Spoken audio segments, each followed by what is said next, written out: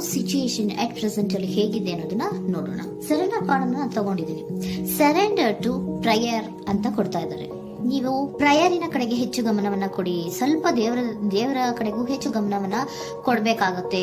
ಯಾವಾಗ ನೀವು ದೇವರನ್ನ ತುಂಬ ಹೃದಯದಿಂದ ಪ್ರಾರ್ಥನೆಯನ್ನ ಮಾಡಿ ನನಗೆ ಸಹಾಯವನ್ನ ಮಾಡು ಅಂತ ಕೇಳ್ತಿರೋ, ಆಗ ಅದೆಲ್ಲ ಸಮಸ್ಯೆಗಳಿಂದ ನೀವು ಆಚೆ ಬರ್ತೀರಾ. ಮಾಡೋದ್ರಿಂದ, ದೇವರನ್ನ ನೀವು ಧ್ಯಾನ ಮಾಡೋದ್ರಿಂದ ನಿಮ್ಗೆ ಏನ್ ಸಿಗುತ್ತೆ, ಯಾವುದೇ ರೀತಿಯ ಗೊಂದಲಗಳಿಗೆ ಅಥವಾ ಯಾವುದೇ ರೀತಿಯ ಸಮಸ್ಯೆಗಳು ನಿಮ್ಮಲ್ಲಿ ಇದ್ರೂ ನಿಮ್ಮ ಲವ್ ಲೈಫಿನ ವಿಚಾರವಾಗಿ ನಿಮ್ಗೆ ಆನ್ಸರ್ಗಳು ಸಿಗುತ್ತೆ, ಮತ್ತೆ ಸಪೋರ್ಟ್ ಕೂಡ ನಿಮ್ಗೆ ದೇವ್ರ ಕಡೆಯಿಂದ ಸಿಗುತ್ತೆ ಅನ್ನುವಂತಹದ್ದು ನಿಮ್ಗೆ ಹೇಳ್ತಾ ಇದ್ದಾರೆ. ಅಟ್ ಪ್ರೆಸೆಂಟ್ ಅಲ್ಲಿ ಲವ್ ಸಿಚುಯೇಷನ್ ನಿಮ್ಗೆ ಬಾಟಮ್ ಆಫ್ ದ ಟಕ್ ಬಂದಿರುವಂತಹದ್ದು ರೆಫ್ಯೂಸಿಂಗ್ ಆಫರ್. ಯಾವುದೋ ಕೆಲವೊಂದು ನಿಮ್ಮ ಲವ್ ಲೈಫಿನ ವಿಚಾರವಾಗಿ ಆಫರ್ ಗಳನ್ನ ರೆಫ್ಯೂಸ್ ಮಾಡ್ತಾ ಇರುವಂತಹದ್ದು ಅಥವಾ ಮಿಸ್ಡ್ ಆಪರ್ಚುನಿಟಿ ಅನ್ನುವಂತಹದ್ದು ರೆಪ್ರೆಸೆಂಟ್ ಆಗ್ತಾ ಇದೆ. ಯಾಕೋ ನೀವು ಮಿಸ್ ಮಾಡ್ಕೋತಾ ಇದ್ದೀರಾ ಕೆಲವೊಂದು ಆಫರ್ಸ್ ಗಳನ್ನ ಅನ್ನುವಂಥದ್ದು ರೆಪ್ರೆಸೆಂಟ್ ಆಗ್ತಾ ಇದೆ. ಏನೋ ಒಂದು ರೀತಿಯ ಧ್ಯಾನ ಮಾಡ್ತಾ ಇರುವಂತದ್ದು, ಚಿಂತೆಯನ್ನ ಮಾಡ್ತಾ ಇರುವಂತದ್ದು ರೆಪ್ರೆಸೆಂಟ್ ಆಗ್ತದೆ. ಪಾಸ್ಟಿನಲ್ಲಿ ನಿಮ್ಮ ಲವ್ ಲೈಫಿನ ವಿಚಾರವಾಗಿ ಒಂದು ನ್ಯೂ ಐಡಿಯಾ ಇತ್ತು, ಏನೋ ಒಂದು ರೀತಿಯ ಹೊಸ ಹೊಸ ಐಡಿಯಾಗಳನ್ನ ಮಾಡ್ಕೊಂಡಿದ್ರಿ. ಲವ್ ಲೈಫಿನ ವಿಚಾರವಾಗಿ ನಿಮ್ಮ ಆಪರ್ಚುನಿಟಿ ಕೂಡ ಚೆನ್ನಾಗಿಯೇ ಇತ್ತು. ಆದ್ರೆ ನಿಮ್ಮ ಲವ್ ಲೈಫಿನ ವಿಚಾರದಲ್ಲಿ ಕಿಂಗ್ ಆಫ್ ಸೋರ್ಟ್ಸ್, ನೀವೇನನ್ನ ನಿಮ್ಮ ಲವ್ ಲೈಫಿನ ವಿಚಾರವಾಗಿ ಏನನ್ನ ಎಕ್ಸ್ಪೆಕ್ಟ್ ಮಾಡಿದೀರಾ ಪಾಸ್ಟಿನಲ್ಲಿ ಅಂದ್ರೆ, ಲವ್ ಲೈಫಿನಲ್ಲಿ ಒಂದು ಕ್ಲಿಯರ್ ಇರಬೇಕು, ಕ್ಲಾರಿಟಿ ಇರಬೇಕು, ಮತ್ತೆ ಯಾವುದೇ ವಿಚಾರ ಕೂಡ ನಿಮ್ಮ ಲವ್ ಲೈಫಿನ ವಿಚಾರದಲ್ಲಿ ಮುಚ್ಚುಮರೆ ಅನ್ನೋದು ಇರಬಾರ್ದು. ಸ್ಪಷ್ಟವಾಗಿರ್ಬೇಕು, ಸ್ಪಷ್ಟವಾಗಿ ಹೇಳ್ಬೇಕು, ಏನ್ ಹೇಳ್ಬೇಕೋ ಅದು ಸ್ಪಷ್ಟವಾಗಿ ಹೇಳ್ಬೇಕು ಅನ್ನುವಂತಹದ್ದು ಎಕ್ಸ್ಪೆಕ್ಟ್ ಮಾಡುವಂತಹದ್ದು ಪ್ರೀತಿಯ ವಿಚಾರದಲ್ಲಿ. ಮತ್ತೆ ಕ್ಲಿಯರ್ ಆಗಿರ್ಬೇಕು. ಏನು ಅಂದ್ರೆ ನಿಮ್ಮ ಲವ್ ಲೈಫಿನಲ್ಲಿ ಒಂದು ಸ್ಟ್ರಾಂಗ್ ಆಗಿರ್ಬೇಕು, ಸ್ಟ್ರಾಂಗ್ ಬಾಂಡೇಜ್ ಇರಬೇಕು, ಮತ್ತೆ ಯಾವುದೇ ರೀತಿಯ ಚೈಲ್ಡಿಶ್ ಬಿಹೇವಿಯರ್ ಅನ್ನ ಮಾಡಬಾರ್ದು ಅನ್ನೋದು ಪಾಸ್ಟಿನಲ್ಲಿ ನೀವು ಎಕ್ಸ್ಪೆಕ್ಟ್ ಮಾಡಿರೋಂಥದ್ದು ರೆಪ್ರೆಸೆಂಟ್ ಆಗ್ತಾ ಇದೆ. ನೀವು ಅದೆಲ್ಲ ಎಕ್ಸ್ಪೆಕ್ಟ್ ಮಾಡಿದಾಗ ಯಾವಾಗ ನಿಮ್ಗೆ ಅದು ಸರಿ ಹೋಗಲ್ಲ ಅನಿಸ್ತೋ ಆಗ ನೀವು ಪ್ರೀತಿಯಿಂದ ಮುಂದೆ ಬಂದಿರುವಂತಹದ್ದು ಬಿಟ್ಟು ಮುಂದೆ ಬಂದಿರುವಂತಹದ್ದು ರೆಪ್ರೆಸೆಂಟ್ ಆಗ್ತದೆ.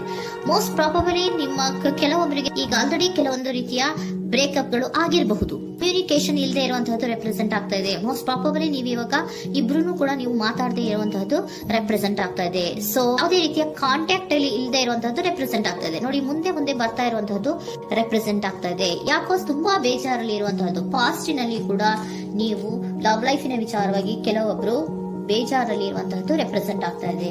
ಯಾಕೋ ಕ್ಲಾರಿಟಿ ಇಲ್ಲ, ಕ್ಲಿಯರ್ ಆಗಿರ್ಬೇಕು, ಸ್ಪಷ್ಟವಾಗಿರ್ಬೇಕು. ಏನ್ ಮಾತಾಡಿದ್ರು ಅದರಲ್ಲಿ ಯಾವುದೇ ರೀತಿಯ ಮುಚ್ಚುಮರೆ ಇರಬಾರ್ದು ಅನ್ನೋದು ನೀವು ಎಕ್ಸ್ಪೆಕ್ಟ್ ಮಾಡುವಂತಹದ್ದು. ಪಾಸ್ಟಿನಲ್ಲಿ ಕೂಡ ನಿಮ್ಗೆ ಸ್ವಲ್ಪ ಬೇಜಾರುಗಳಾಗಿರುವಂತಹದ್ದು ರೆಪ್ರೆಸೆಂಟ್ ಆಗ್ತಾ ಇದೆ. ಅಟ್ ಪ್ರೆಸೆಂಟಿನಲ್ಲಿ moon card, 9 of swords, 6 of swords ಬಂದಿದೆ. ಮೂನ್ ಕಾರ್ಡ್ ಏನನ್ನ ರೆಪ್ರೆಸೆಂಟ್ ಮಾಡುತ್ತೆ? ಇಲ್ಯೂಷನ್ ಅನ್ನ ರೆಪ್ರೆಸೆಂಟ್ ಮಾಡುತ್ತೆ, ಕೆಲವೊಂದು ರೀತಿಯ ಭ್ರಮೆಗಳನ್ನ ರೆಪ್ರೆಸೆಂಟ್ ಮಾಡುತ್ತೆ, ಆತಂಕಗಳನ್ನ ರೆಪ್ರೆಸೆಂಟ್ ಮಾಡುತ್ತೆ. ಮತ್ತೆ ನಿಮ್ಮ ಲವ್ ಲೈಫಿನ ವಿಚಾರದಲ್ಲಿ ಯಾವುದೇ ರೀತಿಯ ಸ್ಥಿರವಾಗಿ ಇಲ್ಲ, ಯಾವುದು ಕರೆಕ್ಟ್ ಆಗಿ ಇಲ್ಲದೆ ಇರುವಂತಹದ್ದು ನಿಮ್ಗೆ ರೆಪ್ರೆಸೆಂಟ್ ಆಗ್ತಾ ಇದೆ. ನೆಕ್ಸ್ಟ್ ಕಾರ್ಡ್ ಏನ್ ಬಂದಿದೆ? ಸೆಕೆಂಡ್ ಕಾರ್ಡ್ 9 ಆಫ್ ಸೋರ್ಟ್ಸ್ ಬಂದಿದೆ. ಇದರಲ್ಲೂ ಕೂಡ ನಿಮ್ಗೆ ಆತಂಕ ಇತ್ತು, ಇದರಲ್ಲೂ ಕೂಡ ಆತಂಕ ಇದೆ, ಭಯ ಇದೆ, ಕರೆಕ್ಟ್ ಆಗಿ ನೀವು ನಿದ್ರೆ ಮಾಡ್ತಾ ಇಲ್ಲ, ಯೋಚನೆ ಮಾಡ್ತಾ ಇರುವಂತಹದ್ದು ಈ ಎರಡೂ ಕಾರ್ಡ್ಗಳಲ್ಲೂ ರೆಪ್ರೆಸೆಂಟ್ ಆಗ್ತದೆ. ಇದರಲ್ಲೂ ಆತಂಕಗಳಿದೆ, ಇದರಲ್ಲೂ ಆತಂಕ. ಅಟ್ ಪ್ರೆಸೆಂಟಿನಲ್ಲಿ ಕೆಲವೊಂದು ರೀತಿಯ ವಿಚಾರಗಳಲ್ಲಿ ಭಯವನ್ನ ಪಡ್ತಾ ಇರುವಂತಹದ್ದು ರೆಪ್ರೆಸೆಂಟ್ ಆಗ್ತಾ ಇದೆ. 6 ಆಫ್ ಸೋರ್ಟ್ಸ್, 6 ಆಫ್ ಸೋರ್ಟ್ಸ್ ಕೂಡ ಏನಾಗ್ತಾ ಇದೆ? ಮೂವಿಂಗ್ ಆನ್, ಮುಂದೆ ಹೋಗ್ತಾ ಇರುವಂತಹದ್ದು, ಬೇಜಾರಿಂದ ನೀವು ಮುಂದೆ ಮುಂದೆ ಹೋಗ್ತಾ ಇರುವಂತಹದ್ದು ರೆಪ್ರೆಸೆಂಟ್ ಆಗ್ತಾ ಇದೆ. ಅಟ್ ಪ್ರೆಸೆಂಟಿನಲ್ಲಿ ಯಾವುದೇ ರೀತಿಯ ಸಮಾಧಾನದಿಂದ ಇದ್ದಿರುವಂತಹದ್ದು ಈ ರೀಡಿಂಗ್ ಗಳಲ್ಲಿ ಕಾಣಿಸ್ತಾ ಇಲ್ಲ. ಓಕೆನಾ? ಟೇಕ್ ಇಟ್ ರೆಸೋನೇಟ್, ನಿಮ್ಗೆ ರೆಸೋನೇಟ್ ಆದ್ರೆ ಮಾತ್ರ ತಗೊಳ್ಳಿ. ನೆಕ್ಸ್ಟ್ ಕಾರ್ಡ್ ಇಮಿಡಿಯೇಟ್ ಫ್ಯೂಚರ್ ನ ಬಗ್ಗೆ ನೋಡೋದಾದ್ರೆ ನೈಟ್ ಆಫ್ ಸೋರ್ಟ್ಸ್ ಬಂದಿದೆ. ಅಂದ್ರೆ ಈ ಕೆಲವು ಬೇಜಾರುಗಳಿಂದ ಏನ್ ಈ ಮೂವ್ ಆನ್ ಆಗ್ತಾ ಇದ್ದೀರಲ್ವಾ, ಕೆಲವೊಂದು ವಿಚಾರಗಳನ್ನ ಕ್ವಿಕ್ ಥಿಂಕಿಂಗ್ ಅನ್ನ ಮಾಡಿ ನೀವು ಮುಂದೆ ಬರುವಂತಹದ್ದು, ಕೆಲವೊಂದು ಆಕ್ಷನ್ಸ್ ಗಳನ್ನ ತಗೊಳ್ಳುವಂತಹದ್ದು ರೆಪ್ರೆಸೆಂಟ್ ಆಗ್ತಾ ಇದೆ. ನಿಮ್ಮ ಲವ್ ಲೈಫಿನ ವಿಚಾರವಾಗಿ ಕ್ವಿಕ್ ಥಿಂಕಿಂಗ್ ಅನ್ನ ಮಾಡಿ ಏನ್ ಮಾಡ್ಬೇಕು, ಹೇಗ್ ಮಾಡ್ಬೇಕು ಅಂತ ಕ್ವಿಕ್ ಥಿಂಕ್ ಅನ್ನ ಮಾಡಿ ನೀವು ಮುಂದೆ ಬರುವಂತಹದ್ದು, ಮತ್ತೆ ಕೆಲವೊಂದು ರೀತಿಯ ಆಕ್ಷನ್ ಗಳನ್ನ ತಗೋತಾ ಇರುವಂತಹದ್ದು ರೆಪ್ರೆಸೆಂಟ್ ಆಗ್ತಾ ಇದೆ. ಕ್ವೀನ್ ಆಫ್ ಕಪ್ ಏನನ್ನ ರೆಪ್ರೆಸೆಂಟ್ ಮಾಡುತ್ತೆ? ಬಹಳ ಕೇರಿಂಗ್ ಅನ್ನ ರೆಪ್ರೆಸೆಂಟ್ ಮಾಡುತ್ತೆ.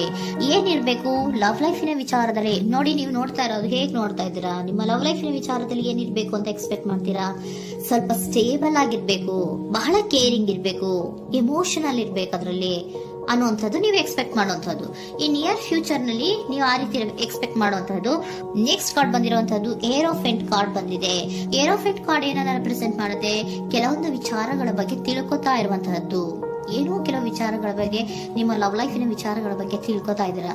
ಏನಾಗಿದೆ, ಹೇಗಾಗಿದೆ, ಸ್ವಲ್ಪ ಆಕ್ಷನ್ಸ್ ಅನ್ನ ತಗೋಬೇಕು ಅಂದ್ರೆ ನಾನು ಸ್ವಲ್ಪ ಕೇರ್ ಅನ್ನ ಮಾಡಬೇಕು, ಸ್ಟೇಬಲ್ ಆಗಿರ್ಬೇಕು ಅಂದ್ರೆ ಸ್ವಲ್ಪ ನಾನು ಕೇರ್ ಅನ್ನ ಮಾಡಬೇಕು, ಆಕ್ಷನ್ ಅನ್ನ ತಗೋಬೇಕು ಅನ್ನೋಂತಹ ನಿರ್ಧಾರಗಳನ್ನ ನೀವು ಮಾಡ್ತಾ ಇರುವಂತದ್ದು ರೆಪ್ರೆಸೆಂಟ್ ಆಗ್ತಾ ಇದೆ. ಹಾಗಿದ್ರೆ ಏಂಜಲ್ ಗೈಡೆನ್ಸ್ ಏನ್ ಕೊಡ್ತಾರೆ? Are you ready? ನೀನು ರೆಡಿಯಾಗಿದ್ದೀರಾ ನೀವು ಅಂತ ಕೇಳ್ತಾ ಇದ್ದಾರೆ ಏಂಜಲ್ಸ್ಗಳು. ಅಂದ್ರೆ ಏನು, ನೀನ್ ಇಲ್ಲೇ ಕುತ್ಕೊಂಡು ಅಳ್ಕೊಂಡು ಬೇಜಾರ್ ಮಾಡ್ಕೊಂಡು ಕುತ್ಕೊಳ್ಳೋದು ಬೇಡ, ಸ್ವಲ್ಪ ನೀನು ಮುಂದೆ ಮೂವ್ ಆಗು. ಅಲ್ಲಿರೋದ್ರಿಂದ ಏನು ಪ್ರಯೋಜನ ಇಲ್ಲ. Are you ready? ನೀವು ರೆಡಿ ಆಗಿದ್ದೀರಾ? Within the next few weeks, ಕೆಲವೊಂದು ವೀಕ್ಗಳಲ್ಲಿ, ಕೆಲವೊಂದು ವಾರಗಳಲ್ಲಿ ನೀವು ಏನಾಗ್ತೀರಾ?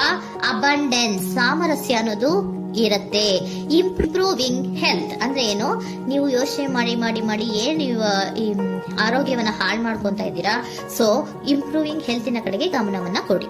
ಆತಂಕವನ್ನ ಮಾಡ್ಕೊಂಡು ಭಯವನ್ನ ಪಡ್ಕೊಂಡು ಮುಂದೆ ಹೋಗ್ಬೇಕಲ್ಲ ಅಂತ ನೀವು ದಿನ ಹೆಂಗೆ ಕಾಲವನ್ನ ಮುಂದೆ ಹಾಕ್ತಾ ಇದ್ದೀರೋ ಅದಕ್ಕೆ ಏನ್ ಹೇಳ್ತಾ ಇದ್ದಾರೆ? Are you ready? ಮುಂದೆ ಬರೋದಕ್ಕೆ ನೀನ್ ರೆಡಿ ಆಗು.